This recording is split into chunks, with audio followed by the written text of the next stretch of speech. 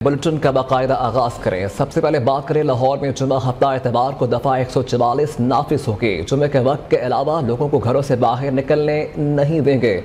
Smoke से मुतालिक अगले 4 दिन बहुत सख्ती करेंगे। निगरान वज़ीर आला पंजाब मोहसिन नकवी का कहना है कि गवर्नर स्टेट बैंक से भी राबता किया है। स्मोक वाले इलाकों में बैंक बंद रखने पर इत्तफाक हुआ है। ये जो अगले 3 दिन है, ये 4 दिन वो इम्पोर्टेंट है।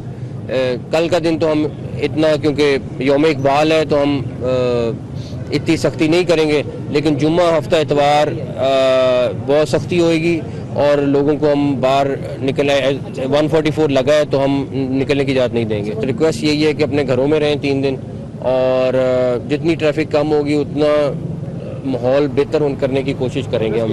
पंजाब के 8 अजला में 10 नवंबर को आम तातील होगी। लाहौर डिवीजन के 4 अजला ननकाना साहब, शेखपुरा, कसूर और लाहौर में 10 नवंबर को सब कुछ बंद होगा। गुजरावाला, हाफिजाबाद, सियालकोट और नारोवाल के अजला में भी 10 नवंबर को छुट्टी होगी। लाहौर डिवीजन और दीगर 4 अजला में तालीमी इदारे और सरकारी और निजी दफातर बंद रहेंगे।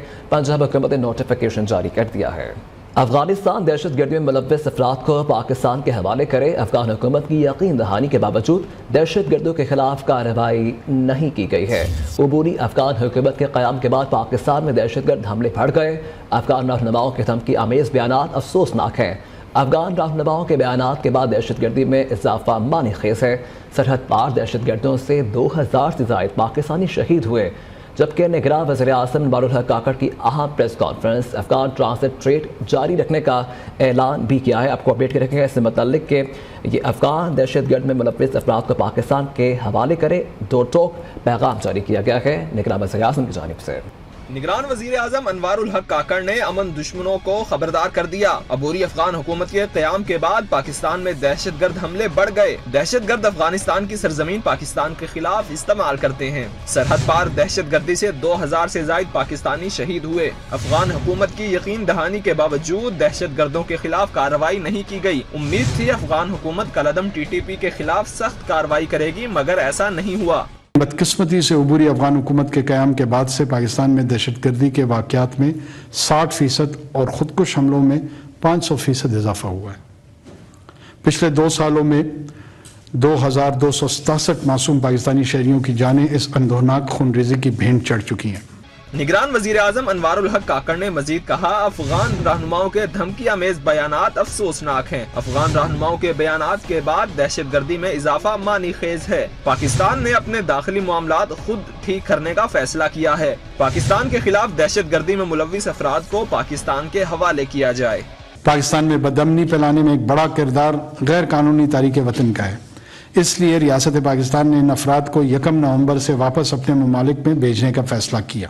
अनवारुल हक काकड़ ने 2 टोक अंदाज में वाज़ेह किया कि पाकिस्तान में बदअमनी फैलाने वालों में गैर मुल्की तारिकीन का भी बड़ा किरदार है। बेनामी जायदादों का दहशत गर्दी से गहरा ताल्लुक है। दस्तावेजात के हामिल 14 लाख अफगान मुहाजिरीन पाकिस्तान में मौजूद हैं। वज़ीर आज़म पाकिस्तान का अफगान ट्रांजिट ट्रेड को जारी रखने का ऐलान। 14 लाख के करीब अफगान महाजरीन प्रूफ ऑफ रेजिडेंस के तहत रजिस्टर हैं और निहायत इज्जत व एहतराम से पाकिस्तान में मुकीम हैं। पाकिस्तान अफगानिस्तान की सहूलत के लिए अफगान ट्रांजिट ट्रेड के सिलसिले को जारी रखे हुए और जारी रखेगा। फलस्तीन पर इसराइली हमलों पर वज़ीर आज़म ने सख्त रद्द अमल का इजहार किया। जो फलस्तीन में हो रहा है ऐसा जुल्म सदियों में नहीं हुआ। मसाजिद, अस्पतालों, स्कूलों पर बम हमले हो रहे हैं। जंगबंदी के लिए पाकिस्तान अपना भरपूर किरदार अदा कर रहा है। यह कप्तान के गैर कानूनी तौर पर मुक़ीम अफगान बाशिंदों के वतन वापसी का सिलसिला जारी है और गुज़िश्ता रोज़ 5085 गैर कानूनी अफगान बाशिंदे अपने मुल्क वापस लौट गए हैं। अब तक कुल 2,03,639 अफगान शहरी वापस जा चुके हैं। 231 गाड़ियों में 829 खानदानों को वतन वापस भेजा गया है। रोज़ाना हज़ारों गैर रजिस्टर्ड अफगान शहरी तोरखम और चमन बॉर्डर से अपने वतन वापस जा रहे हैं। दूसरी तरफ कराची के हाजी कैंप होल्डिंग सेंटर में 83 अफराद मौजूद हैं। गैर रजिस्टर्ड अफराद में 19 खवातीन, 19 मर्द और 45 बच्चे शामिल हैं। निगरान हुकूमत का रजिस्टर्ड अफगान मुहाजिरीन से मुतल्लिक बड़ा फैसला। रजिस्टर्ड अफगान मुहाजिरीन की रजिस्ट्रेशन कार्ड की मुद्दत में तोसी का फैसला कर लिया गया है। 6 माह तोसी का फैसला किया गया है। तोसी का इतलाक रजिस्टर्ड अफगान मुहाजिरीन और उनकी फैमिली मेम्बर्स पर होगा। वजारत खारजा और वजारत दाखिला ने POR की मुद्दत बढ़ाने की सिफारिश की थी। मोदी सरकार के पाकिस्तान में दहशतगर्दी में मुलव्वस होने के मजीद शवाहिद सामने आ गए हैं, जबकि दहशतगर्दी के दफात की खबरें नशर करने में इससे जुड़े सोशल मीडिया अकाउंट सरे फहरिस्त है। हैरानकुन तौर पर इन अकाउंट्स पर पहले ही वार्निंग दे दी जाती है। मियाँ वाली एयरबेस हमले के इतला भी एक रात पहले ही रॉ के अकाउंट ने दी थी। अभी आपको बाहर रास्ते चलेंगे जहाँ निगरान सूबाई फौजदार प्रेस कॉन्फ्रेंस कर रहे हैं।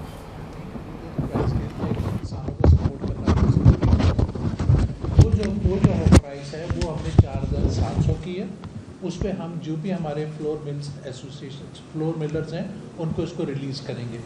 बट इसमें एक कोटा सिस्टम चलता था और जिस कोटे की वजह से काफ़ी ज़्यादा गड़बड़ भी होती थी और कुछ 2 नंबरी भी हो जाती थी। तो वज़ीर आला साहब ने क्लियर कट कह दिया कि ये कोटा सिस्टम नहीं है। जिसको चाहिए जो अच्छा एफिशिएंट फ्लोर मिल एसोसिएशन वाले हैं, जो एफिशिएंट लोग हैं, आए और ये गंदम हमारे से ले लें। तो इसके ऊपर जो हमारी मार्केट में प्राइस चल रही है आटे की वो ना चढ़ेगी। आप 4700 से चढ़ेगी नहीं, क्योंकि मार्केट में ऑलरेडी 4700 ही प्राइस चल रही है। तो हमने मार्केट को स्टेबल रखा हुआ है। अब आ जाते हैं शुगर केन के ऊपर। शुगर केन की जो प्राइस थी वो हमने 4400 रुपये पर मन की जो लोग गन्ना उगाएंगे। ये गवर्नमेंट की इंडिकेटिव प्राइस होती है जो गवर्नमेंट हर साल अनाउंस करती है। तो ये भी हम टाइम पे इसको अनाउंस कर रहे हैं कि जो लोग गन्ना लगा रहे हैं वो ज़्यादा से ज़्यादा गन्ना लगाएं। और इसका जो क्रशिंग सीज़न है वो भी आज फैसला हो गया है कि इसका क्रशिंग डेट जो है 20 नवंबर से शुरू की जाएगी इंशाल्लाह। आपका कोई सवाल है तो प्लीज़ आप सवाल है।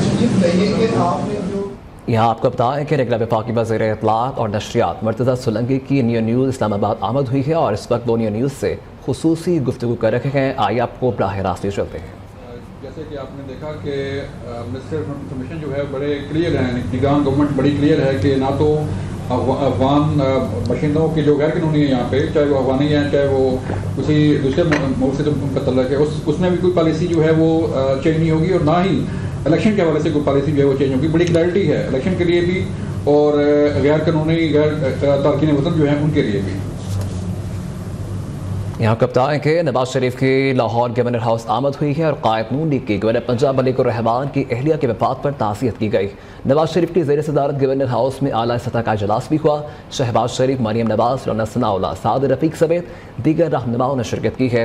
इजलास में जनूबी पंजाब के सियासी उमूर पर मुशावरत की गई। नवाज शरीफ के जनूबी पंजाब में पार्टी को मजबूत करने की हिदायत भी की गई, जबकि जनूबी पंजाब के सियासी अमायदीन से राबते तेज़ करने का हुक्म दिया गया। दूसरी तरफ नून लीग के जनरल कौंसिल का इजलास दूसरी बार मुलतवी कर दिया गया। इलेक्शन की बात करने पर कुछ लोगों को तकलीफ होती है। पीपल्स पार्टी के मरकजी तर्जुमान शासिया मरी का कहना है कि पीपल्स पार्टी इलेक्शन के लिए हम तैयार है और पीटीआई के दौर में मुल्क में नफरत फैलाई गई। पीटीआई हुकूमत गिराने का मकसद इक़्तिदार के हुसूल नहीं था। यहाँ के बताएं कि फवाद चौधरी का 14 रोज़ा जुडिशल रिमांड मंजूर कर लिया गया है। जुडिशल मजिस्ट्रेट यासिर महमूद ने फैसला सुना दिया है। फ्रॉड केस में फवाद चौधरी को डयाला जेल भेज दिया गया है। अदालत ने पुलिस की मजीद जिस्मानी रिमांड की इस्तदा मुस्तरद कर दी है। साबिक वफाकी वज़ीर के दोनों हाथों को हथकड़ी लगाकर पेश किया गया, जिस पर अदालत ने एक हाथ से हथकड़ी खोलने का हुक्म दिया। National Crime Agency 190 million pound case Bushra Bibi ने न्याय पेशी से मुआवजत कर ली है। तहरीरी जवाब जमा करवा दिया, जबकि ज़ाती मसरूफियात के बाइस आज पेश नहीं हो सकती। आइंदा हफ्ते पेश होने के लिए नई तारीख दी जाए। इससे मुतालिक आपको अपडेट कर रखे हैं। यह अहम खबर है। National Crime Agency 190 million pound case Bushra Bibi ने न्याय पेशी से मुआवजत कर ली है, जबकि तहरीरी जवाब जमा करवाया है। ज़ाती मसरूफियात के बाइस आज पेश नहीं हो सकती। आइंदा हफ्ते पेश होने के लिए नई तारीख दी जाएगी। जानिब ऐसा कहा गया है। बुशरा बीबी ने नैब पेशी से मुआवजत कर ली है, जबकि national Crime Agency 190 million pound का ये केस है, जिसमें उनकी जानिब से ये कहा गया है कि ज़ाती मसरूफियात के बाइस आज पेश नहीं हो सकती। आइंदा हफ्ते पेश होने के लिए नई तारीख दी जाए। आपको बताएं ये केस है National Crime Agency 190 million pound का, जिसमें बुशरा बीबी नैब पेशी से उन्होंने मुआवजत कर ली है और तहरीरी जवाब भी जमा करवाया है। ज़ाती मसरूफियात के बाइस आज पेश नहीं हो सकती।